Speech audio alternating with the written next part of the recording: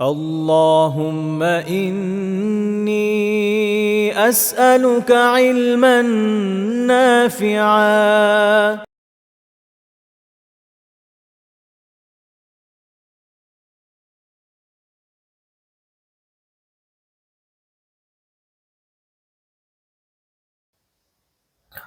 আসসালামু আলাইকুম রহমতুল্লাহি বারাকাতুহু। আশা করি সবাই ভালো আছেন। আলহামদুলিল্লাহ নাহমাদুহু ওয়া নাস্তাঈনুহু ওয়া নুসাল্লি আলা রাসূলিল কারীম ওয়া আলা আলিহি ওয়া সাহবিহি আজমাইন, আম্মা বা'দ। আমরা বিগত দর্স থেকে আলোচনা করছিলাম যে গুনাহগার ব্যক্তিদের সাথে রাসূলুল্লাহ সাল্লাল্লাহু আলাইহি ওয়াসাল্লামের আচরণ কেমন ছিল। এই বিষয়ে আমরা ইতিমধ্যে আলহামদুলিল্লাহ 13টি পয়েন্ট আলোচনা করেছি। আজকে ইনশাআল্লাহ তাআলা আমরা 14 নম্বর পয়েন্ট থেকে আলোচনা করব। 14 নম্বর পয়েন্ট হচ্ছে যে কারো ব্যাপারে যদি তিনি বুঝতেন যে তার থেকে কোনো আহ মুনকার বা কোনো খারাপ কোনো বিষয় যদি তার হয়ে থাকে, সেটা উনি যদি নিষেধ করেন, তাহলে সে ব্যক্তি কষ্ট পাবেন এবং এটাকে সে অ্যাকসেপ্ট করবে। সেক্ষেত্রে উনি নিজেই সেই মুনকার বিষয়টা তার থেকে দূর করে দিতেন। অনেক সময় এরকম হয় না যে মানুষ হয়তো এমন কিছু পড়েছে, এমন কিছু তার কাছে আছে যেটা জায়েজ না, কিন্তু সে এটা জানে না। তো আরেকজনকে আসলে শাসন কখন করা যায় বা বিশেষ করে তার কাছ থেকে কোনো জিনিস কখন নিয়ে ফেলে দেওয়া যায়? যখন এতটুকু নিশ্চয়তা থাকে যে সেটা মানবে, তার কষ্ট পাবে না। তো আমরা দেখেছি রাসূলুল্লাহ সাল্লাল্লাহু আলাইহি ওয়াসাল্লাম তার সাহাবীদের সাথে এই ধরনের আচরণ করেছেন। সহিহ মুসলিমের 2090 নম্বর হাদিস, আব্দুল বিন আব্বাস রাদিয়াল্লাহু তাআলা আনহু বলেন, আন্না রাসূলুল্লাহ সাল্লাল্লাহু আলাইহি ওয়াসাল্লাম রাআ খাতামা মিন যাহাব ফি ইয়াদি রাজুলিন ফানাযাআহু ফাতারাহাহ।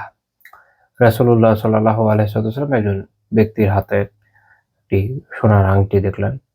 দেখে তিনি এটা নিজেই খুলে ফেলে দিলেন এবং এরপর বললেন, ইয়া আমিদু আহাদুকুম ইলা জামরাতিন মিন নার ফায়াজআলুহা ফি ইয়াদিহি। তোমাদের কেউ আগুনের টুকরা জোগাড় করে তারপর তার হাতে রাখে। আংটি যেহেতু সোনার আংটি, পুরুষদের জন্য স্বর্ণ ব্যবহার করা জায়েজ না। তো কাজে এই ক্ষেত্রে এটা একটা পয়েন্ট যে উনি যখন এটা নিয়েছেন, তো এটা এমন একটা জিনিস উনি নিয়েছেন যেটা তার জন্য কিনা জায়েজ না। যেহেতু জায়েজ না, তাহলে হারাম বিষয়। আচ্ছা, তো যেটা হারাম সেটা মানুষকে জাহান্নামের আগুনেই তো পড়াবে। তো এই জন্য এটা বলেছেন তিনি, যে একটা জ্বলন্ত অঙ্গার নিয়ে ঘুরে বেড়াচ্ছে। তো রাসূলুল্লাহ সাল্লাল্লাহু আলাইহি ওয়াসাল্লাম চলে যাওয়ার পরে ওখান থেকে সেই সাহাবীকে, সেই ব্যক্তিকে বলা হলো যে খুয খাতিমাকা ইনতাফা বিহি। আপনি আপনার এই আংটিটা নিয়ে নেন, এটা দিয়ে উপকৃত হন। এর মানে হচ্ছে যে আহ স্বর্ণের অলংকার পুরুষদের জন্য ব্যবহার করা জায়েজ না, কিন্তু মালিকানা মালিকানায় থাকা ওটা না জায়েজ না। মালিকানায় থাকা মানে কি? যেমন ধরেন স্বর্ণের যারা ব্যবসা করে তাদের মালিকানায় স্বর্ণ থাকে, এটা তো হারাম না। এরকম কেউ ইনভেস্টমেন্ট হিসেবে জমিও রাখলো বা এটা বিক্রি করে দিয়ে অর্থ পেলো, এগুলো জায়েজ, শুধু অলংকার হিসেবে ব্যবহার করা যায় না। তো তিনি বললেন, লা ওয়াল্লাহি, না আল্লাহর কসম, লা আখুযুহু আবাদা ওয়াকাদ তারাহাহু রাসূলুল্লাহি সাল্লাল্লাহু আলাইহি ওয়াসাল্লাম। রাসূলুল্লাহ সাল্লাল্লাহু আলাইহি ওয়াসাল্লাম তো ওটা ফেলে দিয়েছেন, এটা আমি আল্লাহর কসম কখনো নেব না। এটা হচ্ছে রাসূলুল্লাহ সাল্লাল্লাহু আলাইহি ওয়াসাল্লামের প্রতি তার মুহাব্বতের বহিঃপ্রকাশ। আমরা দেখলাম যে রাসূলুল্লাহ সাল্লাল্লাহু আলাইহি ওয়াসাল্লাম যেহেতু জানেন যে তিনি এরকম হার্শ বিহেভ যদি করেনও এর কোনো সমস্যা নেই, বরং সাহাবীদের ক্ষেত্রে যেটা হবে, যেটা ওনাদের সংশোধনের কারণ হবে, তাহলে রাসূল সাল্লাল্লাহু আলাইহি ওয়াসাল্লাম তাদের সংশোধনের এভাবে উদ্যোগ নিয়েছেন, নিজেই এই মুনকারটাকে ফেলে দিয়েছেন। তো এখান থেকে একটা শিক্ষা পাওয়া যায়, যেটা শেখ ইউসুফী রাহিমাহুল্লাহ তাআলা বাহরুল মুহিতে উল্লেখ করেছেন, যে আন্না ফিহি ইজালাতুল মুনকারি বিল ইয়াদ লিমান কাদারা আলাইহা। এই হাদিসে এই বিষয়ে দলিল পাওয়া যায় যে যার সক্ষমতা আছে সে হাত দিয়ে মুনকারকে দূর করে দিবে। এখন সবার জন্য এটা সম্ভব না, এটা সত্য। যেমন ধরেন কারোর সাথে এমন কোনো ইন্টারেকশন নাই, এমন কোনো রিলেশন নাই যে আমি কথা নাই বার্তা নাই তার কোনো একটা হারামকে নষ্ট করলাম বা ফেলে দিলাম, দূর করে দিলাম। তো বেচারা কষ্টও পাবে, ঝামেলা হবে। কিন্তু যার এই সক্ষমতা আছে, বিশেষ করে যারা শাসন ক্ষমতায় থাকে, কিংবা কারো উস্তাদ হন যিনি যদি এটা করেন, তো তো ছাত্র এটাকে মেনে নিবে। এরকম ক্ষেত্রগুলোতে ইনশাআল্লাহ তাআলা কোনো সমস্যা নেই, বরং এটা আর করা উচিত, যাতে এটা মানুষকে গুনাহ থেকে বাঁচানো যায়।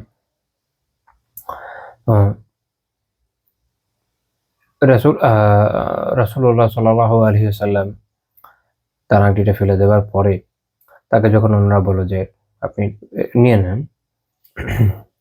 কিন্তু উনি আল্লাহ রাসূল সাল্লাল্লাহু আলাইহি ওয়াসাল্লাম ফেলে দেওয়ার কারণে এই আংটিকে যে গ্রহণ করলেন না। এ প্রসঙ্গে ইমাম নাওয়াবী রাহিমাহুল্লাহ তাআলা বলছেন, ফাফিহিল মুবালাগাতু ফি ইমতিসালি আমরি রাসূলিল্লাহি সাল্লাল্লাহু আলাইহি ওয়াসাল্লাম ওয়া ইজতিনাবি নাহিহি। এখানে কি আছে? এখানে রাসূলুল্লাহ সাল্লাল্লাহু আলাইহি ওয়াসাল্লামের আদেশ পালন এবং তার নিষেধ থেকে বেঁচে থাকার ক্ষেত্রে চূড়ান্ত আনুগত্য প্রকাশ পেয়েছে। তো তিনি বলছেন ওয়া আদামি তারাখুসি ফিহি বিতাউইলাতি দাইফা, এবং দুর্বল ব্যাখ্যা বা তাউইলের মাধ্যমে কোনো যে ছাড় গ্রহণ না করার একটা মানসিকতা আমরা এই সাহাবীর মধ্যে দেখতে পাই। যেটা আল্লাহ রাসূল ফেলে দিয়েছেন, ফেলে দিয়েছেন, ওটা আমি আর নিব না। তো তিনি বলছেন যে সুম্মা ইন্না হাযা রাজুলা ইন্নামা তারাকাল খাতাম আলা সাবিলিল ইবাহা লিমান আরাদা আখাযাহু মিনাল ফুকারাই ওয়া গায়রিহিম। তিনি বললেন যে ইমাম নবী রাহিমাহুল্লাহ ব্যাখ্যা করছেন যে এই যে ব্যক্তি, এই সাহাবী, তিনি তার এই আংটিটি ফেলে দিয়েছেন কি হিসাবে? এটাকে বৈধ করে দিয়ে। এখন এটা তো কিন্তু ওনার মালিকানা তো বিলুপ্ত হচ্ছে না, শরীরে একটা মাসালা তো আছে। স্বর্ণালংকার একটা দামি জিনিস রাস্তায় পড়ে আছে, আরেকজন তো চাইলেও নিতে পারবে না। তো উনি এটা কি করছেন, আল্লাহ সাবিহিল ইবাহা, এটাকে বৈধ করে দিয়ে যাচ্ছেন। কার জন্য? গরিব মিসকিনদের মধ্যে কেউ যদি এটা গ্রহণ করতে চায় তাদের জন্য। হিনাইযিন ইয়াজুযু আখযুহু লিমান শাআ, কাজেই এখন কেউ যদি এটা নেয় এটা তার জন্য বৈধ হবে। ফাইযা আখাযাহু জাযা তাসাররুফু, এখন কেউ যদি এটা নেয় সেটা তার জন্য ওটার ব্যয় করা, কোন রকমের বৈধ ব্যবহার যেগুলো, এগুলো তার জন্য বৈধ হবে। আচ্ছা, তারপর তিনি বলছেন ফিহি ওয়ালাউ কানা সাহিবুহু আখাযাহু লাম ইয়াহরুম আলাইহি আল-আখযু ওয়াত তাসাররুফু ফিহি বিল বাই'i ওয়া গায়রিহি ওয়ালাকিন তাওয়াররা'a আন আখযিহি ওয়া আরাদা সাদাকা বিহি আলা মান ইয়াহতাজু ইলাইহি। তিনি বলছেন যে এই যে আংটিটা, এটার বিষয়ে তার মালিক, এই সাহাবী, যিনি যদি আংটিটা তুলে নিতে চাইতেন, তুলে নিয়ে বিক্রি করা, অন্য কোনোভাবে এটাকে সঠিক ব্যবহার করা, এটা তার জন্য জায়েজ হতো, এটা হারাম হতো না। তিনি বলছেন কিন্তু এই সাহাবীর যে তাকওয়া, তার যে পরহেজগারি, সেটার জন্য তিনি এটা গ্রহণ করলেন না, থেকে বিরত থাকলেন। এবং যারা মুহতাজ, যারা অভাবী, তাদের জন্য সাদাকা হিসাবে এটাকে রেখে দিলেন। কেন? লিআন্না নবী সাল্লাল্লাহু আলাইহি ওয়াসাল্লাম লাম ইয়ানহাহু আন তাসাররুফি ফিহি বিকুল্লি ওয়াজহিন ওয়া ইন্নামা নাহাহু আন লুবসিহি ওয়া বাকিয়া মা সিওয়াহু মিন তাসাররুফিহি আলাল ইবাহা। কারণ নবী সাল্লাল্লাহু আলাইহি ওয়াসাল্লাম তাকে তো ব্যবহার করতে নিষেধ করেননি, তিনি কেবল পরিধান করতে নিষেধ করেছেন। কাজে পরিধান করা ছাড়া অন্য জায়গায় এটা যে মুবাহ, এটা বহাল ছিল, কিন্তু এটা রাখেননি। তো আমরা এখানে শিক্ষামূলক পেলাম কি, যে যখন কারো এই সক্ষমতা আছে কোনো মুনকার, কোনো হারাম বিষয়কে পরিবর্তন করে দেওয়ার, তার করা উচিত। সক্ষমতা যা রয়েছে তার করা উচিত, এবং অপরেরও উচিত হচ্ছে বিষয়টাকে সহজে অ্যাকসেপ্ট করা। আচ্ছা, উনি আমার কল্যাণের জন্যই করেছেন, কারণ আলটিমেটলি এর মাধ্যমে পাপ থেকে বাঁচছে কে? যে এই পাপে লিপ্ত ছিল সে তো বাঁচে, উপকারটা হচ্ছে কার? যে পাপে লিপ্ত ছিল তার। কিন্তু দুঃখজনকভাবে আমাদের সামাজিক বাস্তবতায় হচ্ছে এরকম যে আপনি যদি কাউকে পাপ থেকে বাঁচানোর জন্য উদ্যোগ নেওয়া দূরের কথা, উপদেশও দিতে চান, তাহলে তার মনে হবে যে আপনি মনে হয় তার ক্ষতি করার জন্য যাচ্ছেন, অথচ এখানে আপনার কি বেনিফিট তো সব তারই। তো আল্লাহ তাআলা আমাদের সুবোধ দান করেন, আমিন। এই বিষয়ে আরেকটা বর্ণনা আমরা পাই ইমাম আন-নাসাই রাহিমাহুল্লাহ তাআলার কিতাব সুনানুল কুবরায় 9437 নম্বর হাদিস। তিনি বর্ণনা করেছেন আবু সা'লাব আল-খুশনি রাদিয়াল্লাহু তাআলা আনহু থেকে, জানান নবী সাল্লাল্লাহু আলাইহি ওয়াসাল্লাম আবসারা ফি ইয়াদিহি খাতামা মিন যাহাব, তিনি রাসূলুল্লাহ সাল্লাল্লাহু আলাইহি ওয়াসাল্লাম তার হাতে একটা আংটি দেখলেন, সোনার আংটি। ফাজাআলা ইয়াকরাউহু বিকাসিবিন মা'হ, তো তিনি তার কাছে থাকা লাঠি দিয়ে ওটাতে আঘাত করতে লাগলেন। এরকম করে মানুষের খবর। ফালাম্মা গাফালা নবী সাল্লাল্লাহু আলাইহি ওয়াসাল্লাম আলকাহু, তো নবী সাল্লাল্লাহু আলাইহি ওয়াসাল্লাম যখন কোনো বিষয়ে অন্যমনস্ক হলেন, অন্য কোনো কাজে হয়তো একটু উদাস হলেন, অথবা অন্যদিকে মনোযোগ দিলেন, এতক্ষণ আল্লাহ রাসূল নিজে নিয়ে ফেলে দেননি, শুধু লাঠি দিয়ে আঘাত করেছেন। তো এই সাহাবী তিনি কি করলেন? তিনি নিজেই ফেলে দিলেন।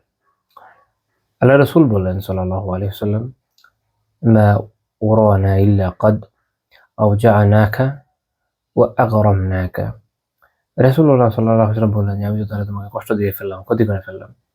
বিষয়টা হচ্ছে এখানে যে যেহেতু রাসূলুল্লাহ সাল্লাল্লাহু আলাইহি ওয়াসাল্লাম বিষয়টাকে অপছন্দ করেছেন, উনি এমনভাবেই এক্সপ্রেস করেছেন যেন ওই সাহাবী বুঝেন যে এটা অপছন্দনীয় বিষয়টা রাখার সুযোগ নেই।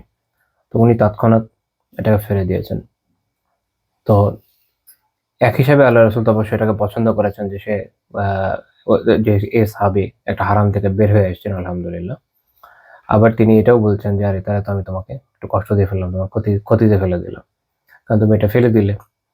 তো মূল কথা হচ্ছে এইটাই যে রাসূলুল্লাহ সাল্লাল্লাহু আলাইহি ওয়াসাল্লাম তাদের সাথে এরকম ব্যবহার করেছেন, যাদের ব্যাপারে উনি জানতেন যে তারা খুব দৃঢ়তার সাথে এটাকে গ্রহণ করবে। কারণ সাহাবীদের ক্ষেত্রে বিষয় ছিল এরকম যে রাসূলুল্লাহ সাল্লাল্লাহু আলাইহি ওয়াসাল্লাম সবসময় চেষ্টা করতেন যেন তারা যেন উত্তর আরো উন্নতির দিকে আগায়। এবং যেহেতু সাহাবীরা আমাদের হকের মানদণ্ড, তো তাদের সামগ্রিক জামাতকে হকের উপর যথাসম্ভব রাখার যে একটা বন্দোবস্ত সেটা করে রাখা হয়েছিল। তো এই হাদিসকে শায়খ আল-বানী রাহিমাহুল্লাহ তাআলা সহিহ ও সুনান নাসাঈ সহিহ বলেছেন।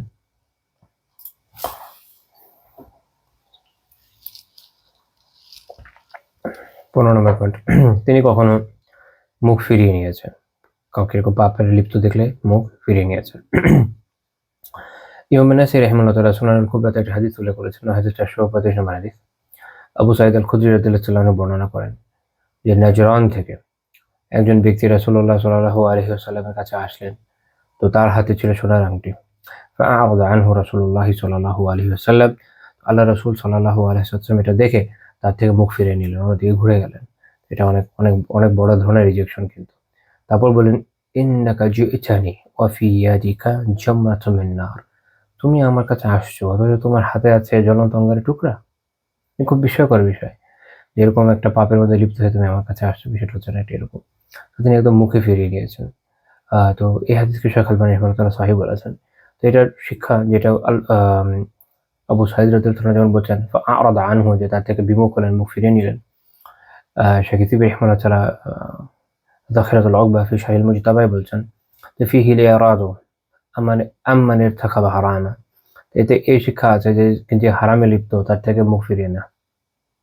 হুম? আমরা তো আলিয়াযু বিল্লাহ আমাদের সামাজিক প্রেক্ষাপট হচ্ছে এরকম যে কেউ হারামে লিপ্ত হয়ে যত বেশি পাপে যাচ্ছে আরো যত বেশি উপার্জন করতে পারলেই হলো না। আর ওই যে কথা আছে ভাত ছিটালে কাকড়া বাবায় না।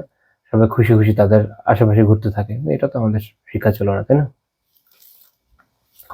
দেখা গেল যে কোনো পুরুষ মানুষ, মুসলিম পুরুষ, সে যদি গলার মধ্যে এখন সোনার চেইন লাগিয়ে ঘুরে বেড়ায়, সবাই হা করে দেখা যায়, দেখছিস কত টাকার চেইন নিয়ে ঘুরছে। আবার অনেকে চিন্তা করে এটা কি সোনার চেইন নাকি ইমিটেশন, এগুলো নিয়ে চিন্তা করে চলে যাবে। জেনে বললাম যে সবাই আসলে এগুলো বুঝিও না। সোনার imitation, city gold, so on কি, কি আছে। আচ্ছা, তো এটা আসলে ১ম কাজ ছিল বিমুখ হয়ে যাওয়া। এক তো মেয়েদের সাদৃশ্য আছে, এটা একটা ভয়ানক বিষয়। ২য় বিষয় হচ্ছে যে আ তার সে একটা গুনাহের মধ্যে লিপ্ত, যদি আসলেও স্বর্ণ থেকে থাকে। এখানে আমাদের আ যে সামাজিক অধঃপতন সেটা খুব গুরুত্বপূর্ণ। সেটা হলো যে আমাদের সামাজিক প্রেক্ষাপট এখন এরকম যে আমরা যখন দেখি যে কেউ কোনো ধরনের হারাম বা বাজে কাজে লিপ্ত আছে, অনেক সময় দেখবেন মানুষ এটা নিয়ে হাসি ঠাট্টা করতে, হাসি ঠাট্টার বিষয় না, খুব সিরিয়াস বিষয়। গুনাহ নিয়ে তো হাসি ঠাট্টা হয় না। তো কেউ কোনো ছেলে নারীদের মতো নাচানাচি করে বেড়াচ্ছে। আমি নারীদের জন্য যে নাচানাচি বৈধ এরকম না, জাস্ট উদাহরণ দেওয়ার জন্য বলেছি। ওটা তো সবার জন্যই হারাম। তো কেউ হয়তো যে মেয়েদের মতো অঙ্গভঙ্গি করে বেড়াচ্ছে বা ওইরকম পোশাক-আশাক গ্রহণ করেছে। এখন তো যে আপনার ট্রান্সজেন্ডার ইস্যু আছে। আ আলিয়াযু-বিল্লাহ বিভিন্ন ধরনের সমস্যা আরো আছে, সমকামিতায়। তো এগুলোতে মানুষ বিভিন্ন ক্ষেত্রে লিপ্ত হয়ে গেলে বা তাদের যে ধরনের অ্যাটিটিউড তারা দেখায়, সেটা নিয়ে অনেকে হাসাহাসি করে। বিষয়টাকে আসলে লঘু করে ফেলে। এটা লঘু করা উচিত না। কারণ হারামের বিষয় লঘু হয় না। এটা খুবই ক্রিটিক্যাল, খুবই, খুবই ক্রিটিক্যাল। বরং জরুরি হচ্ছে এরকম দিক থেকে একতরফা মুখ ফিরিয়ে নেওয়া হারাম থেকে। ২ নম্বর হচ্ছে এগুলো কঠোর ভাষায় সমালোচনা করা। যেন এর পরিবর্তন হয়। ওকে, আল্লাহু আ'লাম। তো রাসূলুল্লাহ সাল্লাল্লাহু আলাইহি ওয়াসাল্লাম যে বললেন আ ওয়াফি ও আচ্ছা। আ ও আল্লাহ রাসূল বলেন যে ওয়াফি ইয়াদিকা জামরাতুম মিন নার, যে তোমার হাতে হচ্ছে আগুন, একটি একটি জ্বলন্ত অঙ্গার। তো এটা দিয়ে ২ টা অর্থ হতে পারে। এক হচ্ছে এটা যে আ ইসমাঈল রাহিমাহুল্লাহ তাআলা বলছেন যে একটা হচ্ছে আন্নাহু সাবাবুন লিতাযীবিহি বিজামরাতিম মিন নার। একটা হচ্ছে এটা অর্থ হতে পারে এই যে আংটিটা পড়ার কারণে এটা হচ্ছে জাহান্নামের আযাবের কারণ, সেটা একটা কারণ। আরেকটা হতে পারে তিনি বলেছেন যাহির, যেটা সুস্পষ্ট মিনিং, উনি এটাকে প্রাধান্য দেন, সেটা হচ্ছে আইয়াকুনা নাফসুল খাতিমা জামরাতান ইউআযাবু বিহি ইয়াউমাল কিয়ামাহ, এই আংটি কিয়ামতের দিন জ্বলন্ত অঙ্গারে পরিণত হয়ে ব্যক্তির আযাবের কারণ হবে, যেটা যাকাতের হাদিস এবং অন্যান্য হাদিস থেকে জানা যায় যে যেই বিষয়গুলো মানুষকে গুনাহে লিপ্ত করছে ওগুলোই পরকালে অনেক ক্ষেত্রে তার সাজার মাধ্যমে পরিণত হবে, ওগুলোর মাধ্যমে সাজা দেওয়া হবে। আল্লাহ তাআলার কাছে আমরা দোয়া করি এই ধরনের পাপ থেকে যেন আমরা বেঁচে থাকতে পারি, আমিন। পরের পয়েন্ট, 16 নম্বর পয়েন্ট, তিনি অধিকাংশ ক্ষেত্রে গুনাহগারের নাম নিয়ে বলতেন বলতেন না, নাম নিয়ে বলতেন না, বা বলতে পারেন যে নাম না নিয়ে বলতেন, বলতেন যে লোকদের কি হলো। এটা একটা খুব গুরুত্বপূর্ণ বিষয়। রাসূলুল্লাহ সাল্লাল্লাহু আলাইহি ওয়াসাল্লামের এটা তার মহান স্বভাব ছিল যে তিনি এই কে কোথায় কি করেছে ও ক্ষেত্রে মূল সমস্যাটাকে অ্যাড্রেস করতেন। সব ক্ষেত্রে এটা উনি এভাবে করতেন না, বলতেন না যে এটা অমুক এই করেছে তো এই কাজটা ঠিক নেই, এইভাবে না। কারণ এটা আসলে যেটা হয় যে এটা আপনি বলতে পারেন যে ভুল সংশোধনের অভাবী পদ্ধতি হলো এটা। অনেক ক্ষেত্রে যেটা হয় এভাবে যখন আপনি বলবেন, যার কথা বললেন সে অপদস্থ লাঞ্ছিত হলো, অথচ বেচারার হয়তো এই একটা ছাড়া অন্য দোষ নেই। মূল সমস্যা যেটা সেটার সংশোধন জরুরি, তাই না? কোনো একটা ভুল হয়েছে, কোনো একটা পাপ হয়েছে, জরুরি হচ্ছে ওই পাপকে সংশোধন করা, ওই ভুলটাকে সংশোধন করা, মানুষ যেন সংশোধিত হয় সেটা। এটা জরুরি না যে সেই লোকের নাম উল্লেখ করা হবে, এটা মনে রাখেন। তো এই জন্য আল্লাহ রাসূল সাল্লাল্লাহু আলাইহি ওয়াসাল্লাম এভাবে বলতেন না। ইমাম আবু দাউদ রাহমাতুল্লাহি আলাইহি হাদিস উল্লেখ করেছেন সুনানে 4788 নম্বর হাদিস। আয়েশা রাদিয়াল্লাহু তাআলা আনহা বলেন, কানা নবিয়্যু সাল্লাল্লাহু আলাইহি ওয়াসাল্লাম ইযা বালাগাহু আনির রাজুলি শাই, যখন রাসূলুল্লাহ সাল্লাল্লাহু আলাইহি ওয়াসাল্লামের কাছে কোনো ব্যক্তির ব্যাপারে কোনো কথা পৌঁছাতো, লাম ইয়াকুল মা বালু ফুলানিন, তিনি যখন এরকম কথা বলতেন অমুকের কি হলো, নাম উল্লেখ করেন না, এটা বলতেন না। ইয়াকুল তিনি ওয়ালাকি ইয়াকুল, বরং তিনি এভাবে বলতেন, মা বালু আকওয়ামিন ইয়াকুলুনা কাযা ওয়া কাযা, যে অমুক অমুক লোকদের কি হলো, লোকেদের কি হলো যা তারা এরূপ বলে। অর্থাৎ তিনি একক ব্যক্তিকে উদ্দেশ্য না করে এটা বহু বচনে ব্যবহার করতেন, যেন মানুষ মূল বিষয়টা থেকে সংশোধিত হয়ে যায়, তারা সমস্যাটা বোঝে। জরুরি না যে তার কি করা হবে, নাম উল্লেখ করা হবে, এটা তিনি করেন নাই। এই জন্য শেখ আব্দুল মুহসিন আল আব্বাদ হাফিজাহুল্লাহ তাআলা সুনান আবি দাউদের শরহাতে বলছেন, ওয়াল হাদিসু ফিহি দালালাতুন আলা আদাবি মাশরুইয়্যাতি যিকরি ইসমিল মারদুদি আলাইহি, তো যার যে মারদুদ আলাইহি, যার ভুলকে খণ্ডন করা হচ্ছে, সেই তার নাম উল্লেখ করা, সাধারণ অবস্থায় তার নাম উল্লেখ করা, ওতে তাশহীরিহি ইনদান নাস, এবং মানুষের সামনে তাকে অপদস্থ করা। উনি বলছেন এটা হচ্ছে গায়রু মাশরু, এটা এটা হচ্ছে না, শরিয়া সম্মত না, এটা শরিয়ার চাহিদা না, শরিয়ার সাথে এটা যায় না। উনি বলছেন যে আলা আদামিল মাশরুইয়্যা, এটা শরিয়ার মধ্যেই না এটা। ঠিক আছে, এটা বুঝতে হবে যে মূল ইস্যুটা হচ্ছে যেটা জরুরি, সেটা হচ্ছে যে সমস্যাকে অ্যাড্রেস করা যাচ্ছে, এটা হলো সমস্যা। আসলে আমরা সমস্যাটাকে বলে এরকম এরকম দেখা যাচ্ছে, চলে সলভ ইট। এরকম কেউ এরকম বলে এই কাজ কথাটা ঠিক নেই ইত্যাদি। এখন যাকে যে সমস্যা নিয়ে আপনি বলছেন, এখন সে যদি আল্লাহর বান্দা নিজে এসে আপনার সামনে হাজির হয়ে যায় মাইক্রোফোন নিয়ে, তো অন্য কথা, যে হ্যাঁ আপনি আমার ব্যাপারে বলেছেন, তাহলে তো কিছু করার নেই। কিন্তু আমাদের অ্যাপ্রোচ হচ্ছে এরকম বলা যে এরকম এরকম যারা বলে এটা ঠিক না। তারপর তিনি বলছেন, লেখেন ইযা কানা ক্বাদ হাসালা মিনহু উমুরুম মুনকারা, বরং যদি এরকম হয় যে তার পক্ষ থেকে এমন কোনো গর্হিত বিষয় প্রকাশ পায়, ক্বাদ কাতাবাহা ওয়া দাওয়ানাহা ওয়ান্তাশারা কিতাবুহু ওয়া যাহারা মিনহু যালিক, দেখা গেল যে সে সেই খারাপ বিষয়গুলো, মুনকার বিষয়গুলো, গর্হিত বিষয়গুলোকে সেটা সে লিখেছে বা গ্রন্থিত করেছে, করে প্রচার করেছে, মানুষের মাঝে এটা ছড়িয়ে পড়ে গেছে। فإنه يذكر اسمه ويذكر كتابه حتى يعرف الكتاب الذي فيه سوء فيهذر, সেক্ষেত্রে অর্থাৎ একটা বই লিখে, বা এখনকার সময় হতে পারে যে ভিডিওর মাধ্যমে, বিভিন্ন ওয়ে হতে পারে, অর্থাৎ সে তার যে গর্হিত বিষয় এটাকে প্রচার করে ছেড়েছে মানুষের মাঝে ব্যাপক হারে। এরকম ক্ষেত্রে মানুষকে সতর্ক করার স্বার্থে তার নাম, তার কিতাবের নাম, এটাকে উল্লেখ করা যাবে তখন, যাতে করে এই যে মন্দ এবং ভ্রান্ত যে বিষয় আছে ওইটা জানা যায়, ওই কিতাবটাকে চেনা যায় এবং মানুষ সতর্ক হতে সক্ষম হয়। এটা হচ্ছে জেনারেল রুলিং, এটা আমাদের জানা দরকার। এটা এখন একটা উদাহরণে আমরা আসতে পারি। সহিহ মুসলিমে একটা হাদিস আছে, 1504 নম্বর হাদিস। তো এই হাদিসের আসলে অনেকগুলো ভার্সন আছে, সহিহ মুসলিমে অনেকগুলো ভার্সন আছে, আমি জাস্ট একটা উল্লেখ করছি। আয়েশা রাদিয়াল্লাহু তাআলা আনহা তিনি বলেন যে আন্না বারিরাতা জাআত আয়েশাতা تستعينها في كتابتها. বারিরা রাদিয়াল্লাহু তাআলা আনহা তিনি ওই সময় দাসী ছিলেন। তিনি আয়েশা রাদিয়াল্লাহু তাআলা আনহার কাছে এলেন এবং তার মুক্তিপণ পরিশোধের ব্যাপারে কিতাবার ব্যাপারে সাহায্যের জন্য। এটা হচ্ছে কি তখন একটা ছিল সিস্টেম ইসলামে আছে যেটা অন্যান্য দাস প্রথার মধ্যে নাই। অন্যান্য জায়গায় দাস প্রথাগুলোর মধ্যে যেটা হয় যে একবার দাস হয়েছে মানে দাস হয়েছে, মালিক নিজে ছেড়ে দিলেও তো ছাড়া যেত না, অনেক সমস্যা ছিল। ইভেন এটার উপর কিছু বইপত্র আছে, পড়লে দেখবেন যে আব্রাহাম লিঙ্কনের সময় যখন ইউএসএ শেষ পর্যন্ত ব্যান করলো যুদ্ধের পরে, সিভিল ওয়ারের পরে, তারপরও দাসদের জন্য লাইফ অনেক টাফ হয়ে গেছে। তারা কি করবে না করবে তারা জানতো না। ফ্রম নোওয়্যার স্বাধীনতা পেয়ে গেছে। যখন আপনি স্বাধীনতার জন্য প্রস্তুত না, তারপর স্বাধীনতা পেয়ে যান, তখন অবস্থা যে ভালো হয় না, এটা তো আমরা ভালো জানি। আচ্ছা, আল্লাহ মাফ করেন। তো যে হচ্ছে সমস্যা।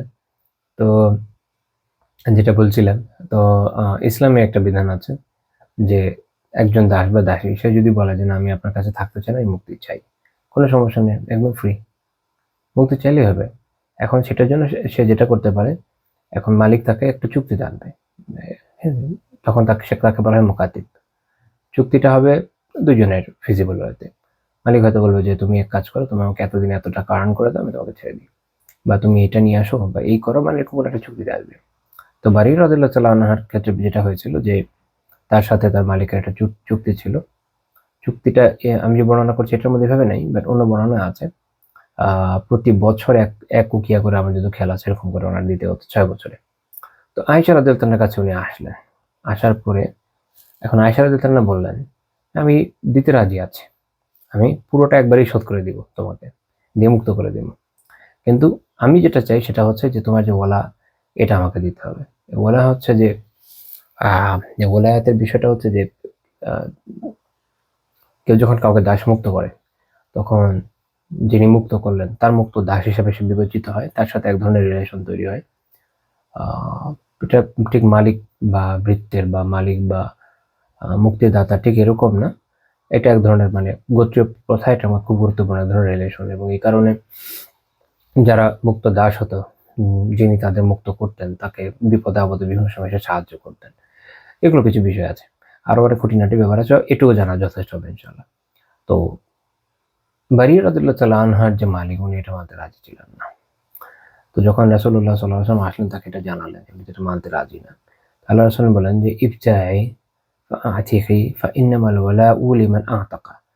আল্লাহ রাসূল বলেন যে তাকে কিনে নাও, আজাদ করে দাও, ওয়ালা তোমার জন্য, ওয়ালা তার জন্য যে মুক্ত করে। তারপরে রাসূলুল্লাহ সাল্লাল্লাহু আলাইহি ওয়াসাল্লাম খুতবায় দাঁড়ালেন, তিনি বললেন যে মা বালু উনাসিন ইয়াশতারিতুনা শুরুতা লাইসা ফি কিতাবিল্লাহ। লোকেদের কি হলো, মানুষের কি হলো যে তারা এমন শর্ত জারি করে, ক্রয় বিক্রয়ে এমন শর্ত দিচ্ছে যে শর্ত আল্লাহর কিতাবে নাই।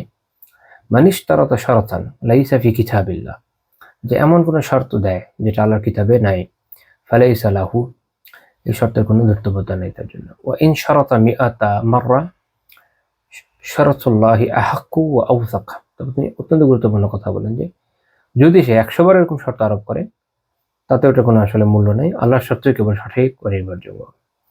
এটা ইসলামী শিক্ষায় অত্যন্ত গুরুত্বপূর্ণ একটা হাদিস। এখানে ক্রয় বিক্রয় এবং অন্যান্য বিষয়ে শরিয়ার গাইডেন্স মেনে চলার ক্ষেত্রে এবং শরিয়া নির্ধারিত শর্তের মধ্যে থাকার ক্ষেত্রে যে গুরুত্ব সেটা অনেক স্পষ্টভাবে আমরা দেখতে পাই। অর্থাৎ এমন কোনো শর্ত কোন ধরনের ক্রয় বিক্রয় আরোপ করা যায় না যেটা সরকারিভাবে ভ্যালিড না। যদি সরকারিভাবে ভ্যালিড হয় শুধু তাই করা যাবে, যদি সরকারিভাবে ভ্যালিড না হয়, 100 শর্ত যদি কেউ দেয়, 1000 শর্ত যদি কেউ দেয়, অন্যজন যদি রাজিও হয়, ডাজন্ট ম্যাটার, ওইটা যখন জানা যাবে টার্মিনেট করে দেবে, ওটা থাকবে না। তো শেখ আব্দুর রহমান আল খোমাইসি, উনি হচ্ছেন সানা ইউনিভার্সিটির অধ্যাপক ডক্টর আব্দুর রহমান আল খোমাইসি। ওনার একটা কিতাব আছে মাআল মুশাক্কিকিনা ফি সুন্নাহ, ওখানে উনি এটার বিষয়টা খুব ইন্টারেস্টিং আলোচনা করেছে। আমার মনে হয় এটা এই ক্ষেত্রে আমাদের জন্য জরুরি। তো তিনি বলছেন যে এই যে রাসূলুল্লাহ সাল্লাল্লাহু আলাইহি ওয়াসাল্লাম বলেন যে লাইসাত ফি কিতাবিল্লাহ, যে আল্লাহর কিতাবে নাই, এটা দিয়ে উদ্দেশ্য কি বুঝতে হবে। আমরা জানি যে ক্রয় বিক্রয়ের নীতির এই ক্ষেত্রে যে শর্ত এই অনুযায়ী হতে হবে এরকম কোনো প্রভিশন আসলে কোনো কোরআনের কোনো আয়াতে নাই। তো তাহলে বা ওয়ালা কার হবে, যে যে মুক্ত করলো তার হবে, এরকম কোনো কথা কোরআনের কোনো আয়াতে নেই। তাহলে উনি যখন বললেন যে লাইসা ফি কিতাবিল্লাহ, যে আল্লাহর কিতাবে নাই, এতে কি বোঝাচ্ছে আসলে? প্রশ্ন বুঝছেন যে ইউরিদু বিহি আল কোরআন ওয়াস সুন্নাহ, এটা দিয়ে আসলে কোরআন এবং সুন্নাহ বোঝাচ্ছে, কিতাবুল্লাহ দিয়ে শুধু আয়াত বোঝাচ্ছে না।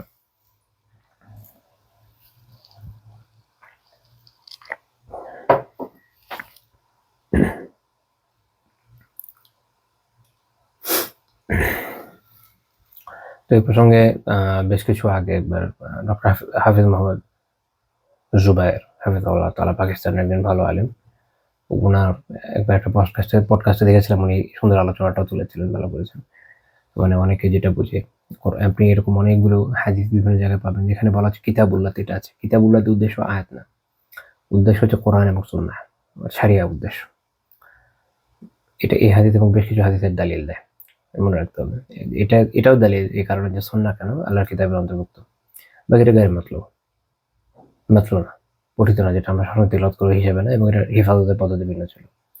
তারপর তিনি বলছেন বিদালিল কওলি সাল্লাল্লাহু আলাইহি ওয়াসাল্লাম ইন্নামাল ওয়ালাউ লিমান আতাকা, এর দালিল হচ্ছে আল্লাহ রাসূল যে বলেছেন সাল্লাল্লাহু আলাইহি ওয়াসাল্লাম যে ওয়ালা তার উত্তর, এটা যে অধিকার তার যে মুক্ত করেছে, লিআন্না হাযাল লাফযা ওয়াল হুকমা সাবিতুন ফি সুন্নাহ, কারণ এই যে শব্দটা এবং এই যে বিধানটা এটা সুন্নাতে সাবিত, ওয়ালাইসা ফিল কোরআনে নেই। ওয়া ইলা হাযা নাহা ইবনু বাত্তালিন আলী ইবনু খালফ আল কুরতুবী রাহিমাহুল্লাহ তাআলা, উনি বলেন যে ক্ষেত্রে ইমাম ইবনু বাত্তাল রাহিমাহুল্লাহ তাআলা তিনি এই মতের অনুসরণ করেছেন। ইবনু বাত্তাল রাহিমাহুল্লাহ তাআলা এই হাদিসের ব্যাখ্যা করতে গিয়ে বলছেন যে মানাহু, এর মানে হলো আল্লাহর কিতাবে নেই মানে কি, তিনি ব্যাখ্যা করছেন ফি হুকমিল্লাহি ওয়া কদাইহি ওয়া কিতাবিহি ওয়া সুন্নতি রাসূলিহি সাল্লাল্লাহু আলাইহি ওয়াসাল্লাম ওয়া ইজমাইল উম্মতি, এর মানে হচ্ছে যে আল্লাহর কিতাবে নাই, তার রাসূলের সুন্নাহে নাই, এবং উম্মার ইজমার মধ্যে থেকে প্রাপ্ত আল্লাহর বিধান এবং ফয়সালার অন্তর্ভুক্ত না। বা এইভাবে আমরা বলতে পারি যে আল্লাহর কিতাব, তার রাসূলের সুন্নাহ এবং উম্মার ইজমা বা ঐক্যমত হতে প্রাপ্ত আল্লাহর বিধান ও ফয়সালার অন্তর্ভুক্ত না। এটা হচ্ছে ইবনে বাত্তাল রাহিমাহুল্লাহ তাআলার ব্যাখ্যা। তো তাহলে আমরা বুঝতে পারলাম যে বিষয়টা অনেক ব্যাপক, হ্যাঁ, কিতাবুল্লাহ। আচ্ছা, তো এখানে আমরা আল্লাহ রাসূল সাল্লাল্লাহু আলাইহি ওয়াসাল্লামের যে একটা বৈশিষ্ট্য এটা দেখলাম যে কিভাবে আপনি মানুষের ভুলকে সংশোধন করবেন। যে সমস্যা আছে ওটাকে সমস্যা হিসাবে অ্যাড্রেস করেন, সেটা থেকে মানুষকে সংশোধন করার চেষ্টা করেন। জরুরি না মানুষের নাম ধরে ধরে ডাকা বা কাউকে এটা বলো ওটা বলো, এতে যেটা হয় মানুষ আসলে হককে গ্রহণ করতে চায় না। মানুষের একটা স্বভাবই এরকম, তেরামি আছে। তার সাথে যখন আপনি ডিল করতে যাবেন ওভাবেই করতে হবে, তাকে যত সুন্দরভাবে সম্বোধন করা যায় তত ভালো, এবং সেক্ষেত্রে নাম এড়িয়ে যদি সমস্যাটাকে সম্বোধন করা যায় সেটা সব থেকে ভালো।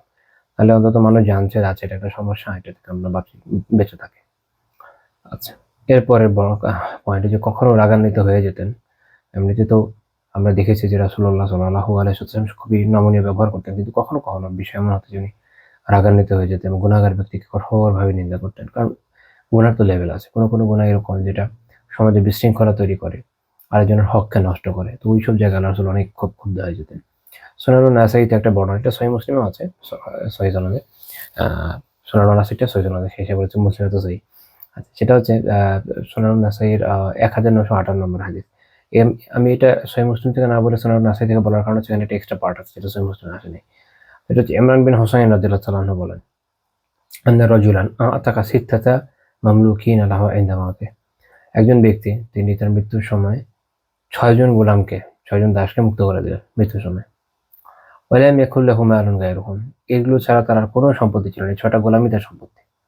ফাবালাগা যালিকা নবী সাল্লাল্লাহু আলাইহি ওয়াসাল্লাম ফাগাদিবা মিন যালিক, নবী সাল্লাল্লাহু আলাইহি ওয়াসাল্লামের কাছে যখন এই কথা পৌঁছালো তিনি খুবই ক্রোধান্বিত হলেন। قال لقد هممت আল্লা উসাল্লি আলাইহি, আমি ইচ্ছা করেছিলাম যে তার জানাজা আদায় করব না। ثم دعا মামলুকিহি ফাজাজ্জাহুম সালাসাতা আজজা, তারপর তিনি তার গোলামদেরকে ডেকে 3 ভাগে ভাগ করে দিলেন। 6 জন তো 2 জন করে 3টা ভাগ। সুম্মা আকরাআ বাইনাহুম ফাআতাকা ইসনাইনি ওয়া আরাকা আরবা, তারপর তিনি লটারিতে যাদের নাম উঠেছে এরকম 2 জনকে মুক্ত করে দিলেন, আর 4 জনকে গোলাম অবস্থায় রেখে দিলেন। আচ্ছা, এই হাদিসের অনেকগুলো শিক্ষার বিষয় আছে। প্রথমে একটা জিনিস এটা মনে রাখতে হবে যে এটা করলেন কেন। কারণ একজন ব্যক্তি যখন মারা যায় তখন তার সম্পত্তি তার ওয়ারিসদের, একইভাবে গোলামও। তো মুক্ত করতে হলে আর বহু আগে করার কথা ছিল। মৃত্যুর সময় করা যায় না। মৃত্যুর সময় যখন একজন ব্যক্তি কোনো কিছু দান করে, কাউকে কিছু দেয়, কোনো গোলামকে মুক্ত করে, তখন এটা আসলে তার ওসিয়তের পর্যায়ভুক্ত হয়। ওসিয়ত একজন ব্যক্তির সম্পত্তির 3 ভাগের 1 ভাগে শুধু কার্যকর হয়, 3 ভাগের 1 ভাগ। তো যেহেতু তার 6 জন গোলাম ছিল, তো 6 জনের মধ্যে 3 ভাগের 1 ভাগ কত? 2 জন হতে পারতো, 6 জনই হতে পারতো না। তো এই জন্য রাসূলুল্লাহ সাল্লাল্লাহু আলাইহি ওয়াসাল্লাম 2 জনকে মুক্ত করে দিয়েছেন। এখন এই 2 জন কোন জনকে করবেন, কিভাবে ঠিক করবেন? বেচারা 6 জনকে তো মুক্ত করা হয়েছিল। তো সেক্ষেত্রে উনি লটারি করলেন এবং লটারির কার করে যে 2 জনের নাম ওঠে 2 জনকে করে দিয়েছে। তো এটি যেটা বলেছিলাম যে হাদিসের অনেকগুলো শিক্ষার বিষয়। যেমন নবী রাহমাতুল্লাহ তিনি এখানে একটা পয়েন্ট বলেছেন, এটা একটু খেয়াল রাখতে হবে যে যেমন এই সাহাবীর ক্ষেত্রে আল্লাহ রাসূল সাল্লাল্লাহু আলাইহি ওয়াসাল্লাম কেন এত কঠোর কথা বলেন যে যদি জানতাম আমি জানাজা ত্যাগ করতাম, তার জানাজা আর পড়তাম না। এর মানে এই না যে কেউই পড়তো না, শুধু উনিই পড়তেন না। ইমাম নবী রাহমাতুল্লাহ বলেন, হাদা মাহমুলুন আলা আন্না নবী সাল্লাল্লাহু আলাইহি ওয়াসাল্লাম ওয়াহদাহু কানা ইয়াতরুকু সালাত আলাইহি তাজদীদান ওয়া তাগলিযা ওয়া জাজরা লিগাইরিহি আন মিসরিহি ফি'লি আন মিসরি ফি'লি। তিনি বলছেন যে রাসূলুল্লাহ সাল্লাল্লাহু আলাইহি ওয়াসাল্লাম যে তার জানাজা ত্যাগ করতে চেয়েছিলেন, কিন্তু সেটা এজন্য যে এটার বিষয়টা যে কঠোর এবং গম্ভীর এটা বোঝানো, এবং অন্যরা যেন এই জাতীয় পাপ থেকে বিরত থাকে এটা দৃষ্টান্ত স্থাপন করা। এবং এটা শুধু এই কেসে না, আরো বেশ কিছু কেসে তিনি করেছেন, আমরা দেখবো ইনশাআল্লাহ। তবে ওয়ান্না সালাতু আলাইহি ফালা বুদ্দা ফিহা মিন বাদি সাহাবা, কিন্তু কিছু সাহাবীর জন্য অপরিহার্য অবশ্যই ছিল, যেহেতু ফরজ আইন ধরনের আমল, জানাজা তো পড়াই হতো।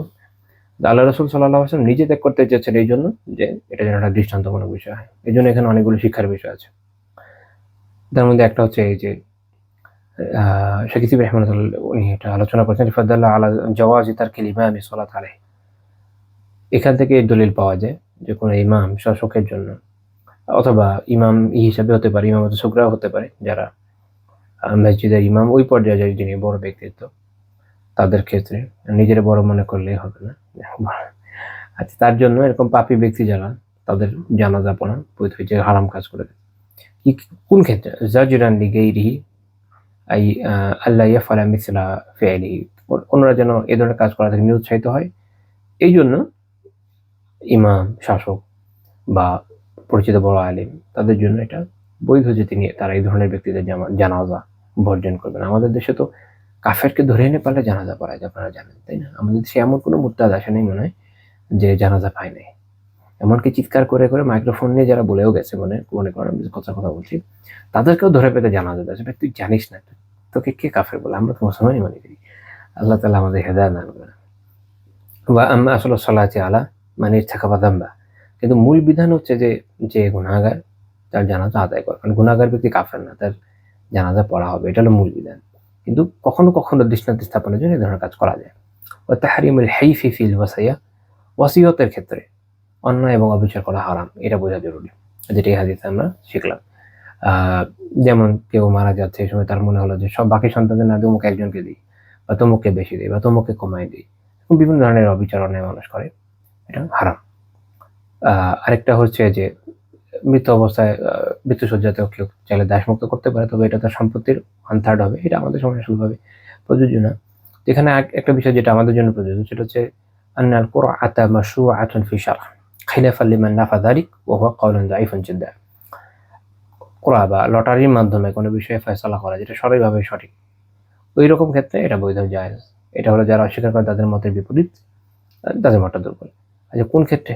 এটা ওই যে রেফেল ড্র করার কোনো যেখানে আসলে এরকম সরাসরি কোনো লাভ লস ইস্যুগুলো এভাবে নাই। যেমন ধরেন রাসূলুল্লাহ সাল্লাল্লাহু আলাইহি ওয়াসাল্লাম কোন স্ত্রীকে নিয়ে কোনো গাজওয়াতে যাবেন, যুদ্ধের অভিযানে বের হবে, পরিচয় সাথে নেবেন, লটারি করতে, এরকম এখানে যেমন 6 জনের কে যাবে, তো এখানে একটা লটারি, এরকম অনেকগুলো জায়গা আছে যেখানে সরাসরিভাবে লটারি করা বৈধ, কিন্তু সব ক্ষেত্রে না। যেমন আমাদের দেশে যে হয় না, বলবে যে অমুক হাসপাতাল বানাবে, তমুকে বানাবে, 10 টাকা করে টিকিট বিক্রি করবে। আমি জানি না এখন 20 টাকা হয়েছে কিনা, সে আমি হাই স্কুল লাইফে দেখছি 10 টাকা, আল্লাহ জানে এখন কত। তো তারপরে সেটা রেফেল হবে, সেগুলো যায় না, এগুলো অবৈধ। আমার কথা কি শোনা যাচ্ছে? একটু কাইন্ডলি বলবেন, আমার গলা একদম বসে আছে তো, একদম শোনা না যায় সমস্যা।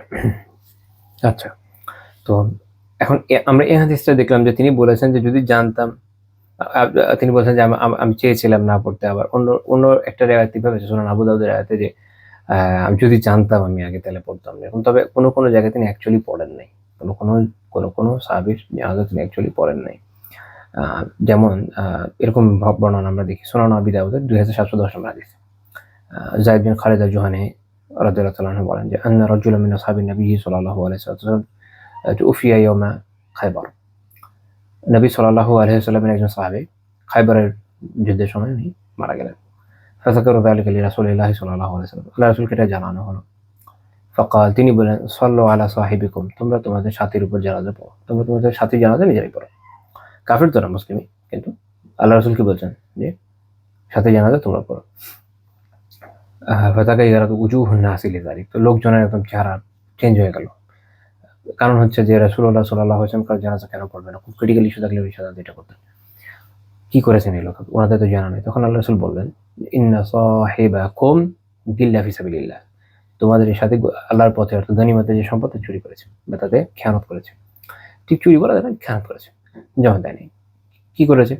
তো তারা ওনারা খুঁজে দেখলেন যে তার জিনিসপত্র খুঁজে দেখলেন যে ইহুদিদের ব্যবহৃত একটি পুঁতির মালা আছে যার মূল্য 2 দিরহামও নয়।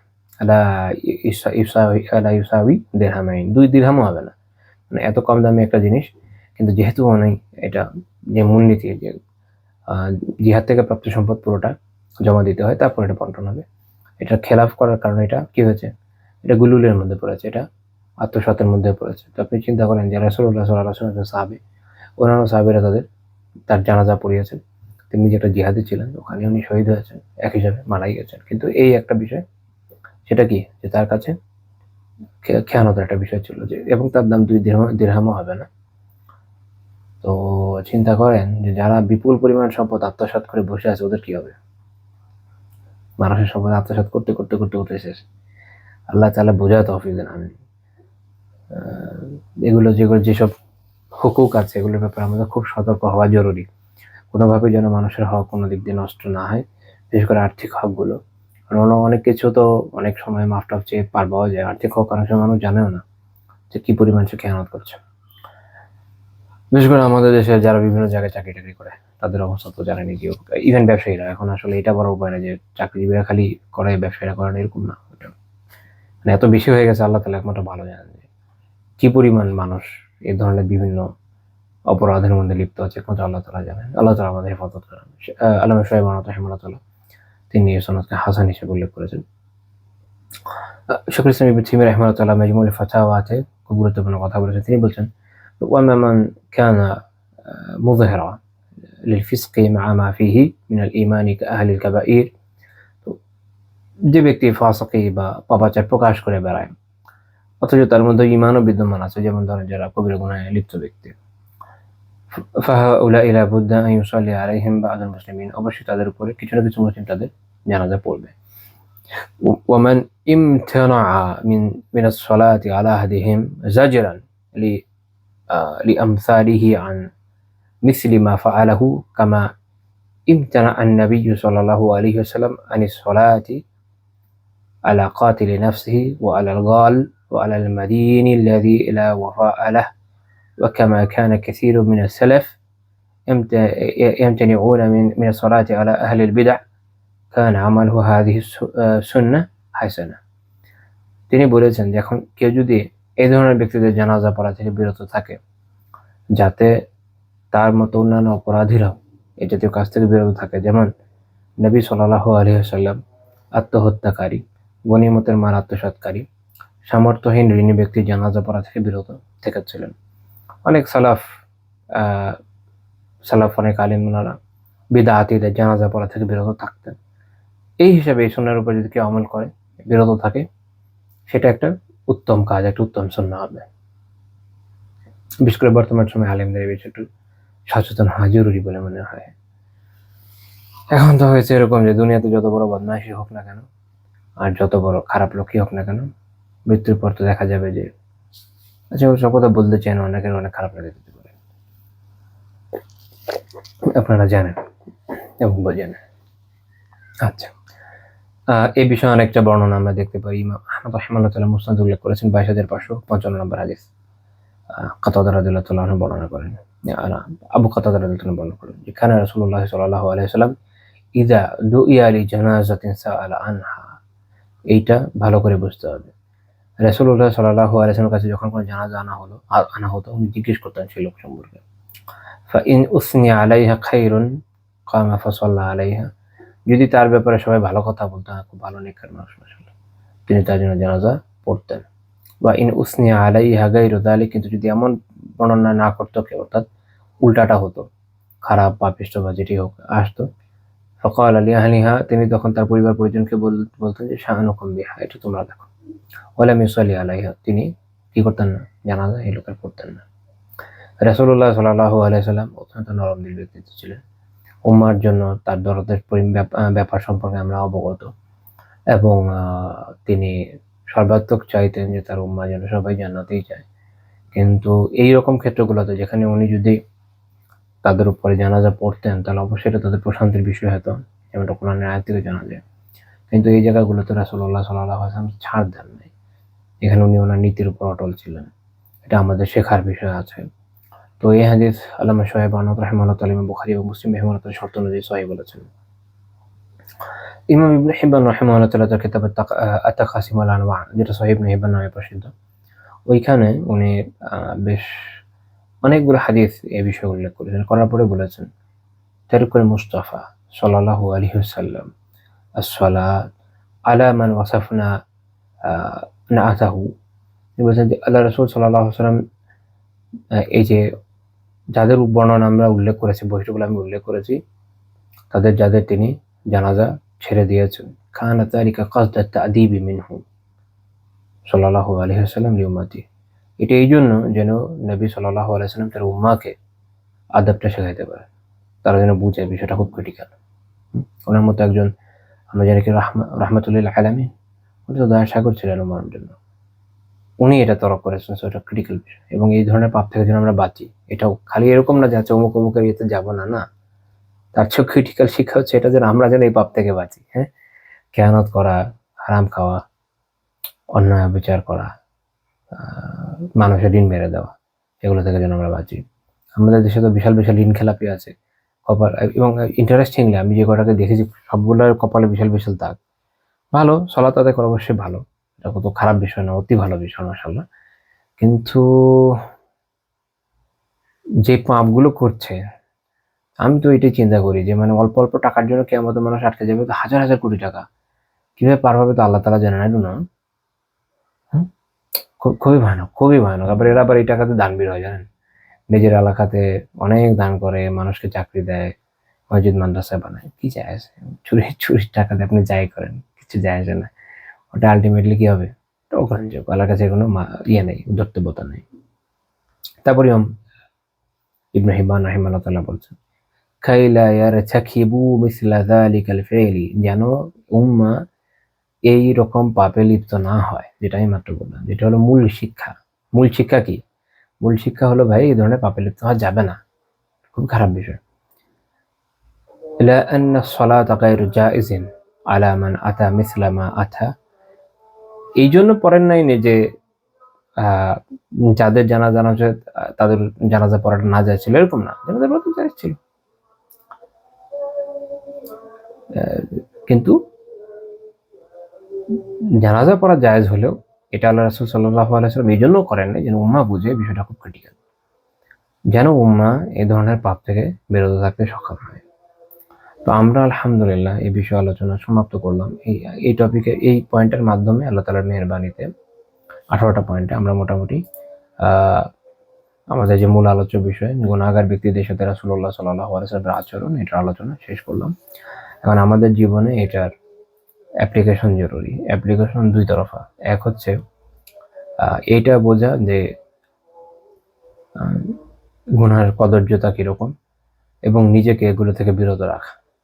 কারণ রাসূলুল্লাহ সাল্লাল্লাহু আলাইহি ওয়াসাল্লাম আপনারা দেখেছেন যে তিনি কিভাবে গুনাহগার ব্যক্তিদেরকে সতর্ক করেছেন, সাবধান করেছেন, বিভিন্ন গুনাহে আক্রান্ত ব্যক্তিদেরকে তা থেকে বের করে আনার প্রয়াস নিয়েছেন, কখনো নরম ভাষায়, কখনো শক্ত ভাষায় শাসন করে গুনার উপকার দূর করে দিয়ে বিভিন্নভাবে, এমনকি জানাজা না পড়িয়ে, আবার কখনো হুমকি দিয়ে। তো কাজে গুনাহ বিষয়টা খুব খারাপ বিষয়, কারণ এখানে বান্দা আল্লাহ তাআলা নাফরমানি করে, আল্লাহ তাআলা নাফরমানি অনেক অনেক ভয়ানক বিষয়। আল্লাহ তাআলা আমাদের হেদায়েত দান করেন এবং পাপ থেকে হেফাজত করেন। আমি এটা হলো এক দিক। আরেকটা দিক হচ্ছে যে আমরা অন্যান্য বান্দাদের সাথে কি ধরনের রিলেশন রাখবো, কিরকম ব্যবহার করবো। কারণ আমরা প্রত্যেকেই তো গুনাহগার, যেটা আমি একদম শুরুর ক্লাস দার্সে বলেছিলাম এই টপিকে, যে একমাত্র নবী রাসূলগণই মাসুম হন। আমরা প্রত্যেকেই গুনাহগার, আমাদের প্রত্যেকের গুনাহ আছে, একটা দুইটা না, অনেক গুনাহ আছে। হিসাব করতে থাকলে ঘাটি ঘাটি বেরোবে। তো এমত অবস্থায় আমাদের মনে রাখা দরকার যে আমরা আসলে নিজেরা কিরকম। সেটা যখন আপনি মনে রাখবেন এবং নিজেকে ইনফ্যালাইবল বা মাসুম মনে করবেন না, তখন অপরজনের প্রতি আপনার তাচ্ছিল্য এমনি আসবে না। এই প্রসঙ্গে একটা বিষয় হচ্ছে যে বিনয় আসলে কি। বিনয় হলো বান্দার এই অনুভূতি থাকা যে তার মধ্যে যতটুকুই কামালিয়াত পূর্ণতা আছে বা যতটুকুই ভালো বিষয় আছে, এটা আল্লাহ তাআলার দান, আল্লাহ তাআলা না দিলে আসতো না। এটা যখন কেউ মনে করবে, তখন সে আসলে শুকরগুজার হবে আল্লাহ তাআলার দানের কারণে। সে নিজে অহংকার করতে পারে না, কারণ সে জানে যে আরেকজন যাকে সে দেখছে যে তার মধ্যে এই বৈশিষ্ট্যগুলো নাই, এর কারণ আল্লাহ তাআলা দেন নাই আর তাকে দিয়েছেন। সে শুকরগুজার হবে এবং আল্লাহ তাআলা যাকে দেন নাই তার প্রতি সে তাচ্ছিল্য করার সাহস করবে না। এছাড়া আরেকটা বিষয় হচ্ছে যে বান্দার গুনাহগুলোকে আল্লাহ তাআলা গোপন রাখেন, যে কারণে উনি গোপন রাখেন। যখন আল্লাহ তাআলা কোনো বান্দার গুনাহকে প্রকাশ করে দেন, তখন সে লাঞ্ছিত অপদস্থ হয় এবং এটা আমরা অনেক দেখেছি। আল্লাহ তাআলা আমাদের সবাইকে হেফাজত করেন। আমি কিন্তু একজন লোক ততক্ষণই মানুষের কাছে ভালো হিসেবে স্বীকৃত থাকে। আসলে গুনাহ তো সবারই হয়, ভালো হিসেবে ততক্ষণই স্বীকৃত থাকে যতক্ষণ তার গুনাহগুলোকে আল্লাহ তাআলা প্রকাশ করে না দিচ্ছেন। কাজে এই যে মানুষের চোখে ভালো হয়ে আছি আমরা, এটা আসলে আমাদের ক্রেডিট না। এক তো যতটুকু গুণ যা আছে আল্লাহর দেয়া, দুই হলো যা দোষ আছে আল্লাহ তা গোপন রেখেছেন, মানুষ আমরা প্রকাশ করেনি, ফলে আল্লাহ তাআলার মেহেরবানিতে আমরা ভালো মানুষের ভালোর একটা মুখোশ করে থাকতে পারছি। কারণ প্রকৃত বাস্তবতা আল্লাহ তাআলা সবচেয়ে ভালো জানেন, আর আমরা নিজেরা তো জানি না। তো কাজেই এইসব জায়গাতে নয় আসলে অহংকারের কোনো বিষয় নেই, এখানে বিনয়ের জায়গা, কোনো ভয়ে ভয়ে থাকা উচিত। তৃতীয় পয়েন্ট হলো এই প্রসঙ্গে যে অপরের সাথে তাহলে আমাদের ব্যবহার। আগের দুইটা পয়েন্ট যদি আপনি ঠিক মতো আত্মস্থ করতে পারেন, তৃতীয় পয়েন্ট আপনার জন্য সহজ হয়ে যাবে ইনশাআল্লাহ। যে গুনাহগার ব্যক্তিদের সাথে ব্যবহার কি হবে, নিজের ভাই মনে করে ব্যবহার করতে হবে, যে আমরাও গুনাহগার, তারাও গুনাহগার। তো তাদের সাথে নমনীয়তার সাথে, কোমলতার সাথে তাদের বুঝিয়ে যেভাবে হোক ঠিক করার চেষ্টা করতে হবে। নাসিহা হিসেবে, যে আমরা জানি দিন ও নাসিহা, দিন হচ্ছে নাসিহা, কল্যাণকামিতার নাম। তো অপর মুসলিম ভাই বা বোনকে কল্যাণকামিতা থেকে যেন হারাম থেকে বাঁচানো যায়, গুনাহ থেকে বাঁচানো যায়, এই চেষ্টা আমরা ইনশাআল্লাহ তাআলা করবো। এক্ষেত্রে তাদের তুচ্ছতাচ্ছিল্য করবো না। আর এই ক্ষেত্রে রাসূলুল্লাহ সাল্লাল্লাহু আলাইহি ওয়াসাল্লামের যে সুন্নাহ, যে আমরা শিখলাম জানলাম, এটাকে অ্যাপ্লাই করতে হবে। তো আমরা কোমলতার সাথে বলবো, নমনীয়তার সাথে বলবো। কারোর সাথে যখন এই ধরনের ক্লোজ রিলেশন থাকে, যে তার উপর একটা জোর জবরদস্তি করলেও চলে, সেটাও করবো। যারা অনুসরণীয় ব্যক্তিত্ব আছেন, অনেক ক্ষেত্রে প্রয়োজনে এই ধরনের ব্যক্তি যারা সমাজের মধ্যে অত্যন্ত বিশৃঙ্খলা সৃষ্টি করে রেখেছিলেন, তারা যখন মারা যাচ্ছে, প্রয়োজনে জানাজা থেকে দূরে থাকবে। একটা দৃষ্টান্ত স্থাপন করবো যে বিষয়টা এত সোজা না, মানে এত সহজে পার পেয়ে যাওয়া যায় না। আসলে দুনিয়াতে সম্পদ আছে, ক্ষমতা আছে, অনেক কিছু করা যায়, কিন্তু মৃত্যুর পরে আসলে এগুলো কোনো কিছু কাজে আসে না। তো যেটা তো এই মেসেজটা মানুষের কাছে পৌঁছে থাকবে, মানুষের কাছে যদি এমনভাবে পৌঁছানো হয়, কোনো সমস্যা নেই, যেমন ইচ্ছে তাই করো, তুমি তো পার হয়ে যাবা, তাহলে খুব মুশকিল। তাহলে আমাদের বিষয়গুলোর উপর আমলের তৌফিক দান করেন। আমিন। আজকে আমাদের এই পর্যন্ত থাকছে আলোচনা। সুবহানাকাল্লাহুম্মা ওয়া বিহামদিকা লা ইলাহা ইল্লা আনতা আস্তাগফিরুকা ওয়া আতুবু ইলাইক।